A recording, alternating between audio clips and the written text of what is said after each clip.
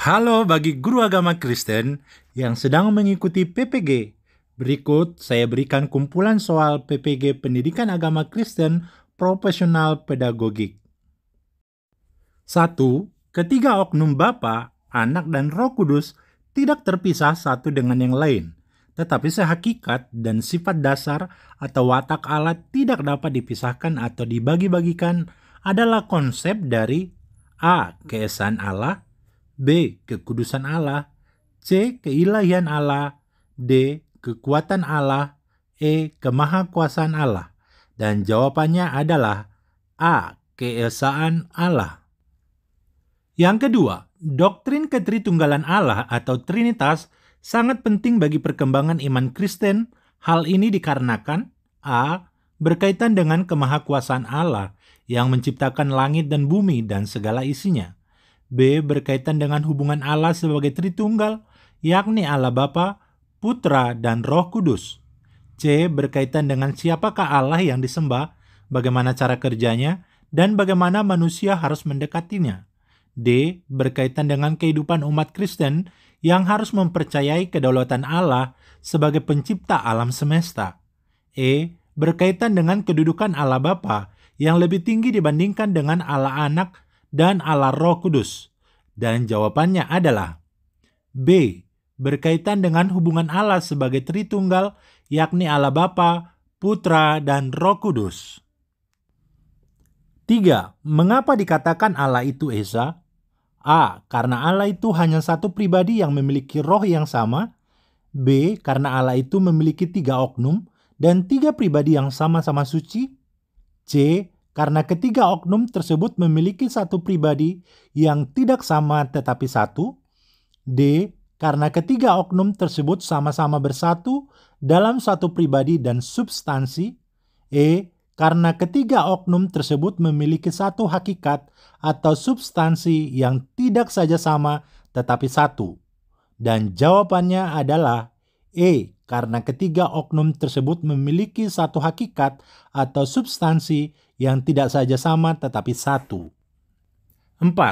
Terdapat 3 wujud dari Allah yang Esa, sekalipun ketiga wujud itu berbeda menurut angka, sehingga dapat dihitung, namun semuanya merupakan pernyataan dari sesuatu kekuatan tunggal yang tidak terpisahkan, adalah merupakan konsep Allah Tritunggal menurut A. Erikson, B. George Henry, C. Thomas, D. Justinus, dan E. Tertullianus. Dan jawabannya adalah E. Tertullianus. 5. Ada beberapa paham yang keliru tentang ketritunggalan Allah atau Trinitas. Salah satunya adalah paham yang mengajarkan bahwa hanya ada satu zat yang ilahi yang terdiri hanya satu pribadi, menyangkal akan praeksistensi anak dan menganggap anak hanya seorang manusia, dan mendefinisikan Roh Kudus sebagai kebajikan atau tenaga yang mengalir dari Allah kepada manusia.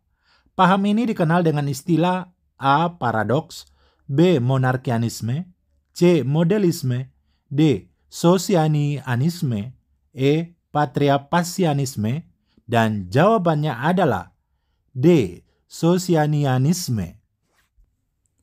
6. Samuel T. Gunawan mengemukakan beberapa pandangan yang keliru tentang Tritunggal atau Trinitas, yaitu sebagai berikut, kecuali A. Triteisme, B. Modelisme, C. Monarkianisme, D. Sabellianisme, E. Arianisme. Dan jawabannya adalah B. Modelisme. 7. Alkitab selain melukiskan sisi keilahian Yesus, juga membuktikan bahwa Yesus adalah benar-benar manusia sejati. Salah satu bukti adalah Yesus menjalani kehidupan seperti manusia biasa, yakni Yesus merasa lapar. Hal ini dibuktikan Alkitab dalam A. Matius 4 ayat 2, B. Markus 4 ayat 2, C. Lukas 4 ayat 2, D. Yohanes 4 ayat 2, E. Roma 4 ayat yang kedua. Dan jawabannya adalah A. Matius 4 ayat yang kedua. 8. Kata Ibrani yang diterjemahkan sebagai di hadapanku adalah A. Al-Kasal, B. Al-Panai, C. Al-Panah, D. Al-Kahal, dan E. Al-Shalom. Dan jawabannya adalah B. Alpanai.